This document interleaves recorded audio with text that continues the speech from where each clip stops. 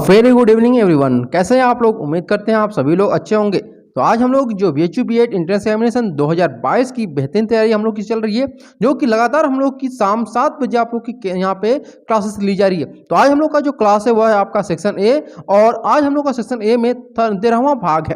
तो 13वें भाग को हम लोग शुरू करते हैं बहुत ही अच्छे तरीके से। चलिए शुरू करते हैं, और शुरू करने से पहले सभी से ये रिक्वेस्ट है कि एक बार सेशन को लाइक कर दीजिए। क्वेश्चन नंबर 1 आपके स्क्रीन के सामने दिखाई दे रहा है, to develop the importance of labour in student.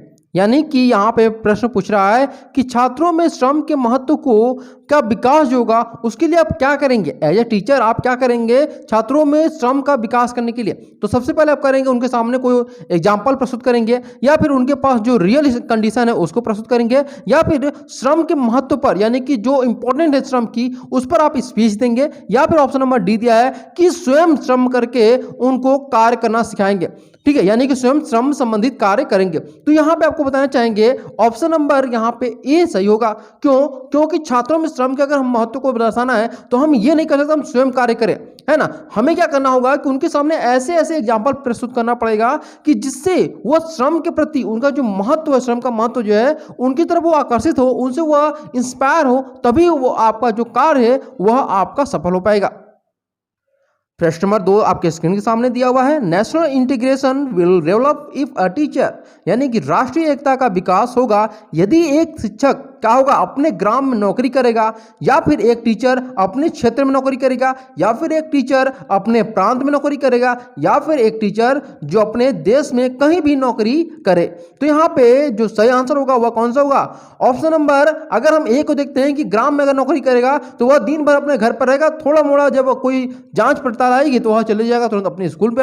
या तो यहाँ पे क्या होना चाहिए ऑप्शन नंबर डी कि अपने देश में उसे कहीं भी नौकरी करनी पड़े वह मना नहीं करेगा। जैसा कि वर्तमान समय में हो रहा है कि अपने जिले में यानी अपने प्रांत में रह करके टीचर को नौकरी दी जा रही है, ताकि वो अपने परिवार के साथ साथ हमारे जो भविष्य आने वाले भविष्य उनका भी देखभाल कर सके। इसीलिए अब थोड़ा बहुत क्या हो रहा है, चेंजेस हो रहा है। लेकिन हमारा जो सही आंसर होना चाहिए वह होना चाहिए ऑप्शन नंबर डी कि अपने देश में कहीं भी नौकरी करने के लिए टीचर तैयार रहे। क्वेश्चन नंबर 3 आपके सामने दिया है कि sports should be organised in school so that. यानी विद्यालयों में खेलकूद का जो आयोजन है वह करना चाहिए, जिससे कि क्या होता है कि शिक्षकों को अवकाश मिलता है। अवकाश मतलब कि उनको छुट्टियां मिलती है।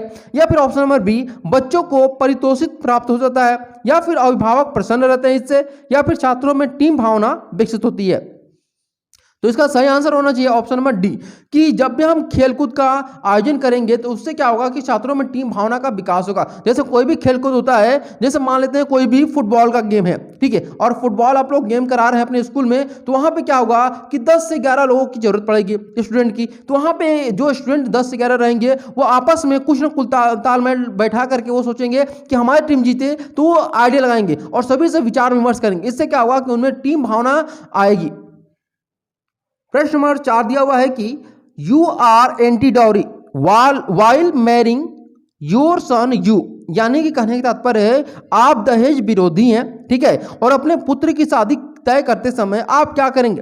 पहला ऑप्शन दिया है आपके सामने कि दहेज सामर्थ्य के अनुसार लड़ेंगे, यानी कि लेंगे, लड़ेंगे मतलब लेंगे, है ना। ऑप्शन नंबर बी कि जो वधु पक्ष देना चाहेंगे वह आप ले लेंगे आराम से, या फिर ऑप्शन नंबर सी अपनी मांग पर आप अड़े रहेंगे कि हमें जो लड़का है उसे अपाची चाहिए तो अपाची चाहिए ही और कुछ हमें नहीं चाहिए, फिर दहेज का विरोध करेंगे। क्या करेंगे आप? सिंपली देखिए यहाँ पे अगर हम ऑप्शन नंबर ए देखें कि दहेज सामर्थ्य के अनुसार लेंगे, यानी कि आप जितने पैसा कमा रहे होंगे, जैसे आपका लड़का है अगर 40,000 रुपये महीना कमा रहा है तो उस हिसाब से अपना दहेज लेंगे। या फिर आपने जिद कर दी कि हमें क्या चाहिए, एक अपाची चाहिए और एक बुलेट भी चाहिए, तो आप उसी पर अड़े रहिए कि हमें यही चाहिए। तो क्या ये सही है? नहीं सही है, क्योंकि आप क्या हैं, दहेज विरोधी हैं, है ना। यानी कि आपको दहेज लेना ही नहीं है, तो दहेज विरोध करना होगा आपको, दहेज का विरोध करेंगे तभी क्या होगा, जागरूकता फैलेगी हमारे समाज में कि ये फलाना का लड़का क्या है कि अगर दहेज नहीं लिया है तो हमें भी दहेज नहीं लेना है। प्रश्न नंबर 5 दिया हुआ है कि विच quality is most important in the players while playing in the team. यानी कि टीम में खेलते समय खिलाड़ियों में कौन सा ऐसा गुण है जो सबसे अधिक होना चाहिए? सहयोग की, या फिर प्रतिस्पर्धा की, या फिर हुनर की, या फिर चुस्ती की। सहयोग यानी हेल्पिंग हो, है ना, मतलब हमेशा दूसरों को मदद करने वाला हो। प्रतिस्पर्धा यानी कि हमेशा कंपटीशन रखे एक दूसरे से, या फिर हुनर यानी उसके अंदर कोई स्किल हो। चुस्ती यानी कि हमेशा एक्टिव रहे। तो क्या होनी चाहिए? तो सबसे सटीक और सही आंसर होना चाहिए ऑप्शन नंबर ए, यानी कि सहयोग। वो भले ही वो कितना भी एक्टिव हो, कितना ही कंपटीशन वाला हो, कितना भी स्किल हो, लेकिन अगर उसके अंदर सहयोग की भावना नहीं है तो वह टीम जो होगी हमेशा हमेशा हारेगी। अगर एक जो प्लेयर है, अगर सभी प्लेयर के अंदर क्या हो, सहयोग की भावना हो, तो उसकी टीम अवश्य जीतेगी। क्वेश्चन नंबर 6 दिया हुआ है कि what is the aim of school education to develop in every child, यानी विद्यालय शिक्षा का उद्देश्य हर बच्चे में किस चारित्रिक विशेषता का विकास करना है? आज्ञाकारिता, विनोद प्रियता, स्वावलंबन, या फिर संवेदनशीलता, किसकी? तो यहां पे प्रश्न नंबर 6 का जो सही आंसर होना चाहिए ऑप्शन नंबर सी, स्वावलंबन का। क्वेश्चन नंबर 7 दिया हुआ है कि teachers aim to help children develop their abilities through education, यानी कि अध्यापक शिक्षा द्वारा बच्चों में उनकी योग्यताओं को विकसित करने में सहायता देने का उद्देश्य रखते हैं। व्यक्तिगत रूप से, या फिर सामाजिक वांछनीय तरीकों से, या फिर केवल सामाजिक वांछनीय तरीकों से, या फिर जिस तरह से बच्चे चाहते हैं उन तरीकों से। तो सही आंसर होगा आपका ऑप्शन नंबर बी, यानी व्यक्तिगत रूप से भी और सामाजिक वांछनीय तरीकों से भी हमें उनकी सहायता करनी चाहिए। क्वेश्चन नंबर 8 दिया हुआ है कि a student comes to you with a family problem, as a teacher आप क्या करेंगे? यानी कि एक विद्यार्थी आपके पास पारिवारिक समस्या लेकर आता है, यानी कि उसके फैमिली में कुछ प्रॉब्लम हो चुकी है। आपके पास अगर वो विद्यार्थी अपने फैमिली प्रॉब्लम लेकर आ रहा है तो आप क्या करेंगे? उस पर ध्यान नहीं देंगे, उसको ठीक से सुनेंगे और उसको उचित सलाह देंगे, उसको बताएंगे कि समस्या का स्कूल से संबंध नहीं है, इस बारे में उसके परिवार के सदस्यों से आप बात करेंगे। तो सिंपली जब भी आपको पास कोई भी स्टूडेंट लेकर आता है, कोई भी प्रॉब्लम लेकर आता है, तो आप क्या करेंगे ना, सिंपली उसकी बातों को आप पहले सुनिए, वो कहना क्या चाहता है, क्या उसके मम्मी पापा में प्रॉब्लम है, क्या उसके घर में फाइनेंशियल प्रॉब्लम है। उस सुनने के बाद, यानी कि उसकी बातों को सुनने के बाद आप उसको सलाह दीजिए, एडवाइस दीजिए कि बेटा ये कर लो तो तुम्हारे घर में जो समस्या है वो खत्म हो जाएगी, या फिर एक एग्जांपल सेट करिए।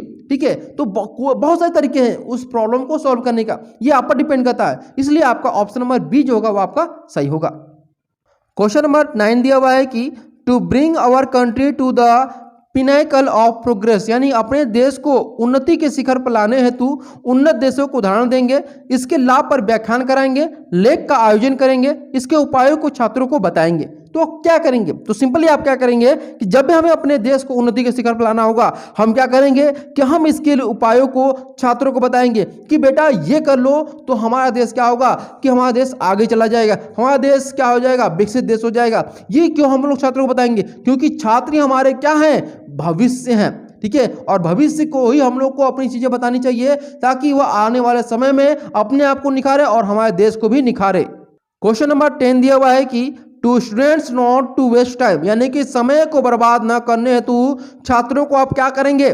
समय के महत्व पर भाषण देंगे, या फिर समय बीतने पर पछताना पड़ता है यह आप बताएंगे, या फिर स्वयं समय का सदुपयोग करना सिखाएंगे उनको, या फिर उपरोक्त सभी कार्य करेंगे। क्या करेंगे आप? एज ए टीचर सबसे बड़ा कार्य है कि जो स्टूडेंट अपना समय बर्बाद करते हैं, मोबाइल पे घंटों यूट्यूब चलाते रहते हैं, फेसबुक पर सर्फिंग करते रहते हैं, बहुत सारे वीडियो देखते रहते हैं, तो उनको समय बर्बादी कर रहे हैं आजकल समय, है ना। यहाँ पे बहुत सारे पबजी खेलते रहते हैं, बहुत सारी चीज़ें खेलते रहते हैं ऑनलाइन, तो उनको समय बचाने के लिए आप क्या करेंगे? क्यों समय पर आप समय का जो महत्व, इंपॉर्टेंस ऑफ टाइम, उस पर आप स्पीच देंगे। समय बीतने पर जो पछताना पड़ता है, अपना एग्जाम्पल सेट करें कि देखो अगर मैं मेहनत किया होता तो 20 साल की उम्र में सरकारी नौकरी पा गया होता, लेकिन अभी भी मैं 25 साल हो गया फिर भी नौकरी नहीं पा पाया हूँ, है ना। तो ये सारे आप क्या करेंगे? उनको टिप्स देंगे, और स्वयं समय का सदुपयोग करना चाहिए। यानी कि एज अ टीचर हमें भी अपने टाइम का शेड्यूल होना चाहिए कि हम टाइम से स्कूल आए, टाइम से सारी चीजें करें, ये सारी चीजें हमें बतानी चाहिए। तो ऑप्शन नंबर डी जो होगा हमारा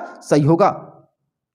प्रश्न नंबर 11 आपके सामने दिया है, teaching aptitude current education scenario से प्रश्न पूछा गया। ठीक है, किससे प्रश्न पूछा गया? आपका करेंट एजुकेशनल सिनेरियो से प्रश्न पूछा गया है। तो सिंपली यहाँ पे देखिए पूछा है, when did the first national education policy of independent India started, यानी स्वतंत्र भारत का प्रथम राष्ट्रीय शिक्षा नीति कब लागू हुआ, यानी कब प्रारंभ हुआ? 1951 में, 1960 में, 1971 में, 1982 में। तो सिंपली आपका आंसर होना चाहिए ऑप्शन नंबर बी, यानी कि 1960 में पहली शिक्षा नीति आई थी। उसके बाद 1986 में आई, ठीक है, और उसके बाद 1992 में 1986 की जो शिक्षा नीति था उसमें कुछ संशोधन किया गया। फिर उसके बाद 2020 की NEP 2020 आ चुकी है, ठीक है, आप लोगों को पता ही होगा 2020 में आ चुकी है। क्वेश्चन नंबर 12 दिया हुआ है कि who founded the Vedant college, यानी कि वेदांत कॉलेज की स्थापना किसने की? गांधी जी, जवाहरलाल नेहरू, राजा राम मोहन राय, दयानंद सरस्वती जी ने। तो सही आंसर होना चाहिए आपका ऑप्शन नंबर सी, यानी कि राजा राम मोहन राय ने वेदांत कॉलेज की स्थापना की थी।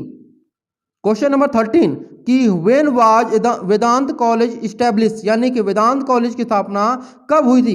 1820 AD में, 1825 AD में, 1830 AD में, या फिर 1835 AD में। तो सही आंसर होना चाहिए आपका ऑप्शन नंबर बी, यानी 1825 AD में वेदांत कॉलेज की स्थापना की गई थी। क्वेश्चन नंबर 14 दिया हुआ है कि who is the author of शिक्षा हेरफेर, यानी कि शिक्षा हेरफेर के लेखक कौन है? रविन्द्रनाथ टैगोर है, महात्मा गांधी है, मुंशी प्रेमचंद है, या फिर जवाहरलाल नेहरू है। तो प्रश्न नंबर 14 का जो सही आंसर होना चाहिए ऑप्शन नंबर ए, यानी कि रविन्द्रनाथ टैगोर जी हैं। क्वेश्चन नंबर 15 दिया हुआ है कि यह जो प्रश्न आपको दिया है यह सीरीज से दिया गया, ठीक है, क्या दिया हुआ है? सीरीज से, यानी आपको यह बताना है कि कौन सा सीरीज, यानी कि जैसे 2, 3, 4, 5, उसके बाद क्या आएगा? 6 आएगा। उसी प्रकार से ये आपका जो आकृति दिया हुआ है, प्रश्न आकृति ये दिया हुआ है, अब इसमें बताना है कि इसके बाद ये आया है, इसके बाद ये आया है, तो इसके बाद यहाँ पे क्या भरा जाएगा? इस वाले बॉक्स में, फोर्थ वाले बॉक्स में क्या भरा जाएगा? तो देखिए क्या हो रहा है, ये देखिए आयत दिया हुआ है, ठीक है, यहाँ पे आयत दिया हुआ है, देख रहे हैं आप लोग। अब यहाँ पे देखिए जब दिया हुआ है तो इसका जो भाग है, ये वाला भाग जो है इसमें नहीं है, नहीं है ना।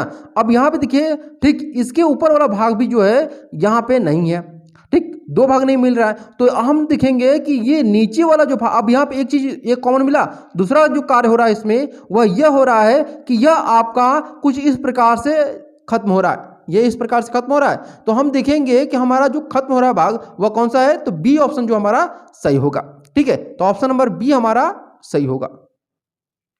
क्वेश्चन नंबर 16 दिया हुआ है, यहां पर यह जो प्रश्न हम लोग से पूछा हुआ है एनालॉजी से पूछा हुआ है, ठीक है। अब ये देखिए यहां पे 4 बॉक्स दिए गए, 1, 2, 3 और 4, ये 4 बॉक्स दिए गए। अब यहां पे देखिए ये पहले बॉक्स का जो संबंध है वह फोर्थ वाले बॉक्स से संबंध है, ठीक है, किससे संबंध है?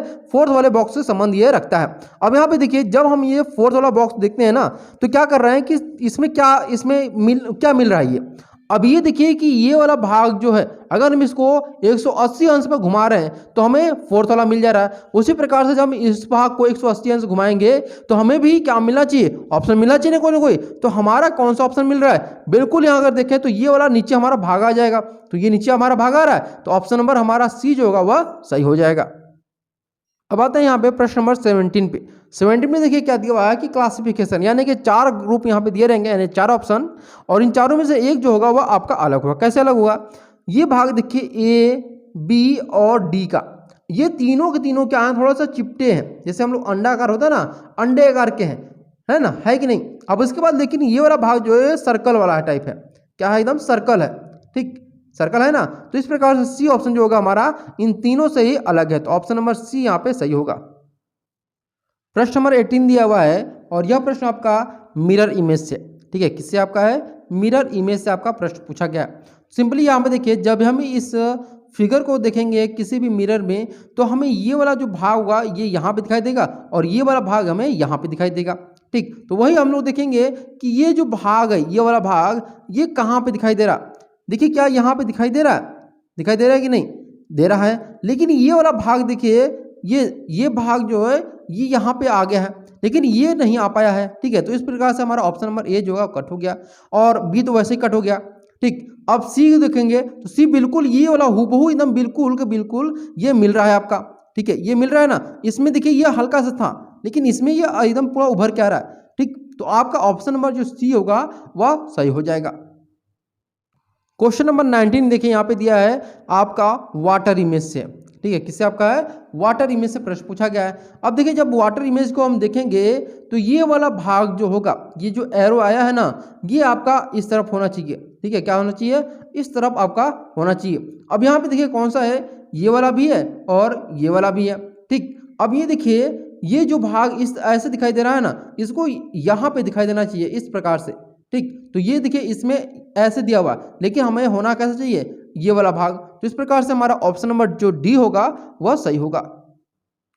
अब देखिए ये जो प्रश्न आप लोगों से पूछ रहा है ना, ये आपका पेपर फोल्डिंग से है, ठीक है। किससे? आपका पेपर फोल्डिंग से। जब पेपर फोल्डिंग से प्रश्न पूछे आपसे तो देखिए क्या करेंगे, जब इस भाग को हम जब मोड़ेंगे, ठीक है, इस भाग को जब मोड़ेंगे तो ये बाहर की तरफ आ जाएगा और ये अंदर हो जाएगा। तो जब इसको बाहर करना हमें, तो देखिए कौन सा अंदर हो रहा है आपका, ये आपका ऑप्शन नंबर जो कौन सा मिल सकता है यहाँ पे, तो सिंपली हम यहाँ पे कह सकते हैं कि हमारा ऑप्शन नंबर ए जो है आपका सही है, क्योंकि ये वाला भाग आपका बाहर आ गया है और ये आपका ट्रायंगल बीच में आ गया है, ठीक है। तो इस प्रकार से हमारा ए ऑप्शन सही होगा।